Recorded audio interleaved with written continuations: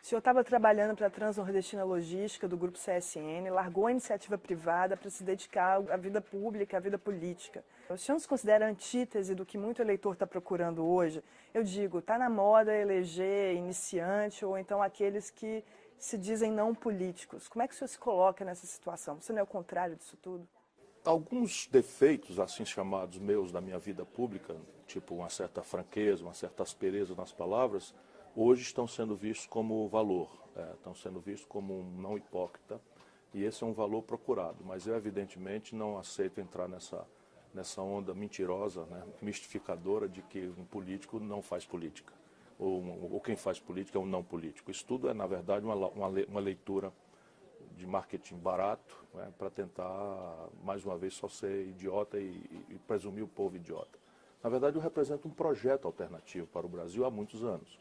Esse projeto tem se aperfeiçoado, tem se aprofundado, eu tenho um pouco mais de lucidez sobre os pontos nevrálgicos da questão socioeconômica brasileira.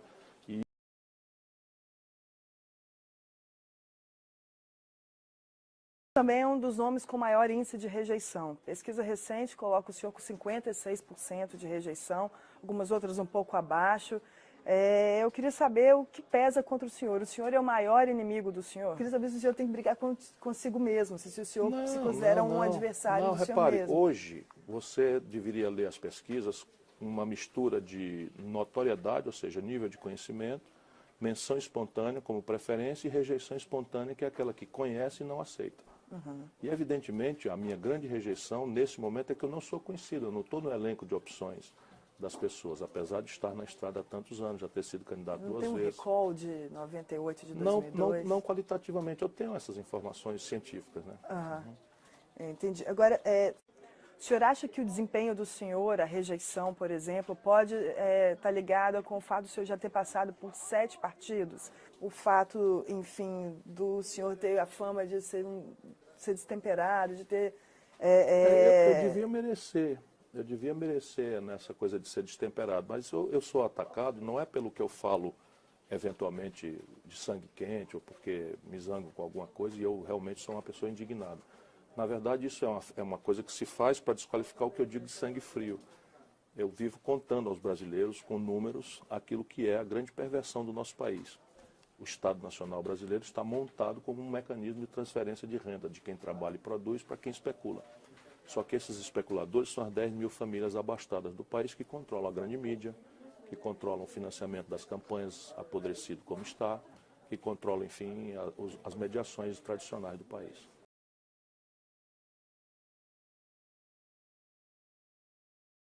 Mas lhe falta identidade partidária, por exemplo? A identidade partidária falta a todos os políticos brasileiros, a 100% deles.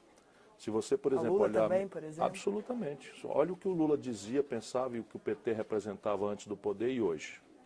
E veja a enorme distância entre uma coisa e outra. Veja o que o PSDB representava quando nós fundamos o PSDB.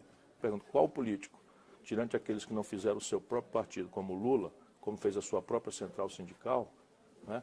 Qual político brasileiro não mudou de partido nos últimos 20 anos? A maioria deles mudou. Nenhum. Certeza. Simplesmente a Marina teve 3 partidos em 2 anos. Não, é verdade. O Bolsonaro o senhor já passou por 7, 7 é muito. Sim, mas eu tenho 37 anos de vida pública. Vamos dividir 37 por 7. Não é essa a questão, não. A questão é a seguinte, eu fui incoerente alguma vez na vida? Veja uma opinião minha dele dita há 25 anos atrás e veja, compare com a hoje. Falando em incoerência, eu vou tentar pegar esse ponto do senhor. Eu vi uma entrevista do senhor em maio do ano passado. O senhor disse num programa de TV que adoraria ser candidato a presidente, principalmente se fosse com o presidente Lula.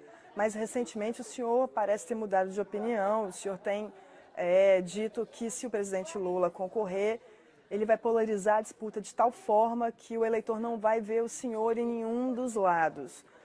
O senhor mudou de ideia do ano passado para cá? Por que se que o senhor você reparar, disse... é a mesma. Eu tenho dito sistematicamente, o problema é que os fatos são complexos e eu os olho assim, com a complexidade. Enquanto isso, uma certa imprensa nacional brasileira gosta muito de resumos e explicitações maniqueístas, etc. E às vezes eu pago um pouco por isso, mas não faz mal também, já estou acostumado. A questão básica é o seguinte, eu só dependo de uma circunstância para ser candidato ou não. O PDT, o meu partido, decidir que eu sou. Dito isto, eu quero dizer de novo aquilo que eu sempre disse, eu não gostaria de ser candidato se o Lula for. Por quê? Porque não é propriamente uma homenagem a ele, é porque ele, na hora que for candidato, ele racha o país em bases odientas, rancorosas, violentas, como nós estamos assistindo. Os lulistas e os antilulistas, e o país não tem ambiente para discutir o seu futuro. E eu acho que, desesperadamente, o Brasil precisa de um projeto novo, novas práticas, experimentar novas premissas do jogo político. Desesperadamente nós precisamos disso. Mas de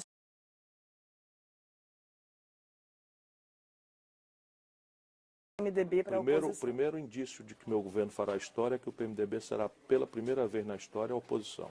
Como é que isso e eu vou pode ser partir para possível? destruir isso. Mas ninguém nunca conseguiu fazer isso. O Lula foi eleito sem o PMDB e teve que trazer o PMDB para a base. Não é verdade, não. Como é que isso é O Itamar possível? Franco governou sem essa escolha. No Brasil, porque o PT e o PSDB impuseram projetos, microprojetos de poder.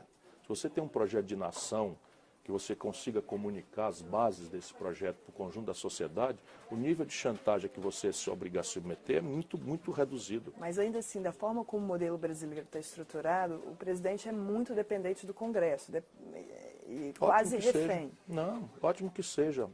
O presidente não deve ser dono da bola, nem dono da verdade e tal. Ele deve negociar com a sociedade, deve negociar com sua representação legítima.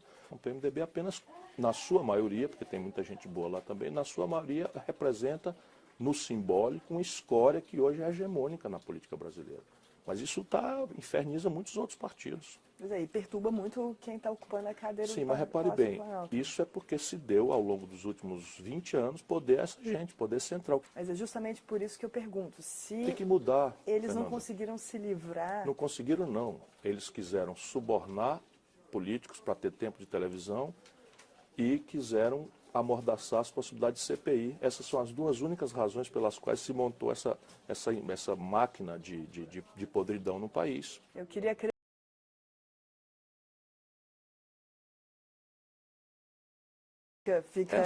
Para a sua geração é difícil.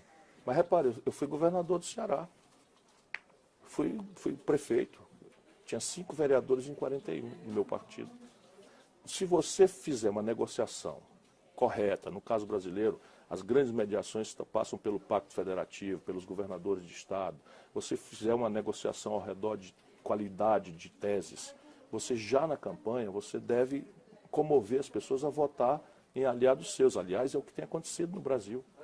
Porque senão nós cairíamos na seguinte pergunta irrespondível. Qual foi a reforma que o Fernando Henrique propôs e que este Congresso não deixou passar? Nenhuma. Qual foi a grande reforma que o Lula propôs e que o Congresso brasileiro, este Congresso, não deixou passar? Nenhuma.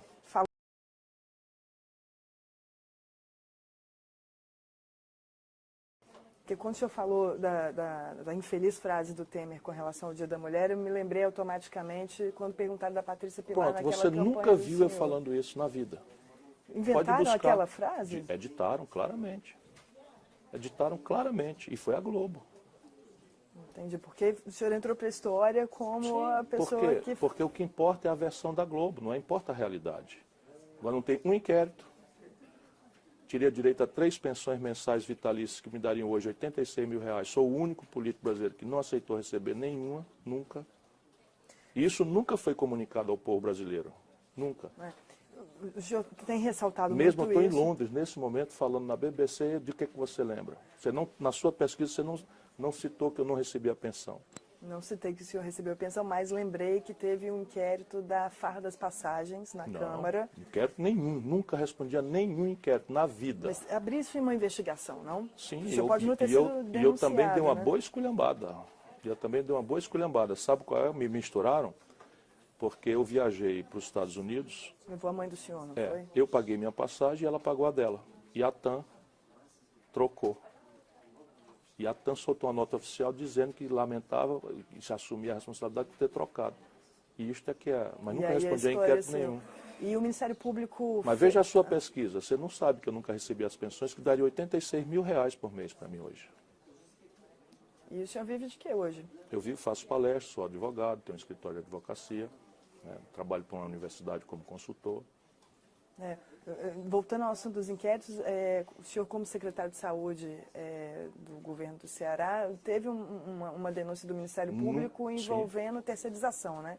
Sim, o juiz não aceitou, ela morreu, que fim levou? Claro, nunca respondi ao inquérito, nenhumzinho, nem sequer para ser absolvido. Agora, o assunto é assim, eu assumi a Secretaria de Saúde do Ceará porque o meu irmão era governador e tinha construído 20 UPAs, estavam sem funcionar, 2 mega hospitais regionais sem funcionar, 150 ambulâncias do SAMU prontas sem funcionar, e ele pediu para botar aquilo em ordem, porque o Ministério Público não deixava e os médicos lá, tudo com medo. E eu fui lá e fiz. Tudo isso passou a funcionar do dia para a noite. E virou denúncia. Aí um babaca lá, desses que infernizam a vida brasileira, resolveu fazer isso, por quê? E daí? Qual é a malversação? Eu criei uma cooperativa de socorristas e botei o SAMU para funcionar em todos os municípios do Ceará. Salvei milhares de vidas. Estou orgulhosíssimo disso até agora. Mas ainda ganhou uma denúncia, né? Denúncia não, mas denúncia arquivada. E tem uma investigação antiga rolando, aquela que apura que o senhor teria contratado uma empresa de inteligência para poder investigar. Veja bem, você foi ler isso na Folha de São Paulo, que simplesmente inverteu. Mas eu sei também que o senhor foi hackeado e foi por exatamente. isso... Eu que processei, está aprovada, a perícia foi... Essa história, só para entender. É simples. Lá na paróquia, no meu Ceará, um grupo de canalhas hackeou meu computador e começou a replicar meus e-mails ou falar coisas que tinham como premissa uma informação privada minha do e-mail, que eu não tenho um segredo de nada. Mas acessaram de fato o e-mail? Acessaram de fato. Aí eu peguei, representei na polícia, a polícia fez uma investigação, a polícia técnica fez uma investigação, descobriu todo mundo. Descobriu os IPs, qual era o endereço e tal, e isso está lá rolando o processo. A Folha simplesmente inverte. E a suposta suspeita de que o senhor teria contratado a Kroll é Nunca infundada? aconteceu comigo, a acusação foi contra meu irmão, não foi comigo. Trocaram Ciro por Cid. Isso é muito comum, às vezes? Não, só comigo. Atribuir coisas ou suspeitas que pesam contra o seu irmão, atribuir ao senhor? Não, o inverso. Não, meu irmão também é limpo. Assim, lá em casa a gente toca de ouvido de olho fechado.